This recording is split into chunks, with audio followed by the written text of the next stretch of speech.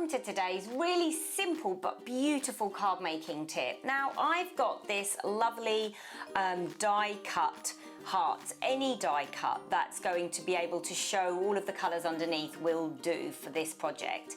And I've got a piece of white cardstock here. Now this is probably all a little bit too big for a card because we're going to mount it on this lovely green card here, which I'll just put away for now. And what I'm going to do is I'm just going to cut it down so I know what I'm working with. I'm going to make this a nice sort of long thin one because you can see by the shape of that cardstock that it's more of a portrait style. I actually really like this torn edge, so I'm going to try and do a similar thing down this side.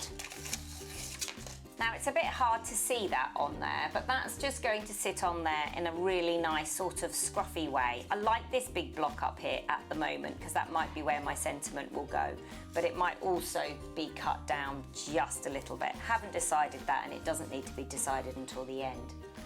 Then what I'm going to do is I'm going to get those scrap pieces of paper back actually, because they're going to be my walls. And what I'm going to do is I'm just going to really slowly start with some really strong colours at the top where there's lots of hearts, and then we're going to go down to our lighter colours. So I'm just going to start doing that now. Now the lovely thing about doing it with a stencil underneath is that it doesn't need to be perfect, and you can really sort of go quite hard if you like, instead of worrying too much about some of those marks that you would normally get when going clean onto your paper.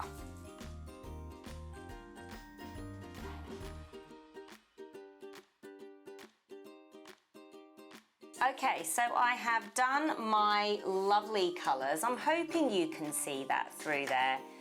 There's such a simple process, but by having some of this around the edge, it means that you can see the colours more. I'm just going to pull this down just so we can really see the colours.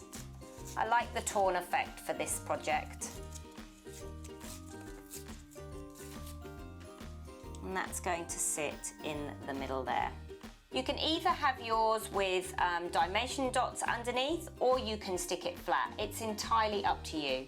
I'm just going to add one final section to my, got a spare bit of white cardstock here, and I'm going to do a nice strong pigment ink on my title.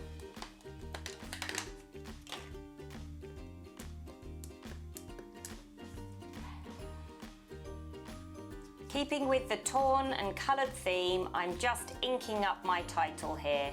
I will add it on with some dimension dots and mount it on this lovely dark cardstock that I showed you at the beginning. I hope you've enjoyed it, and I look forward to seeing you next time.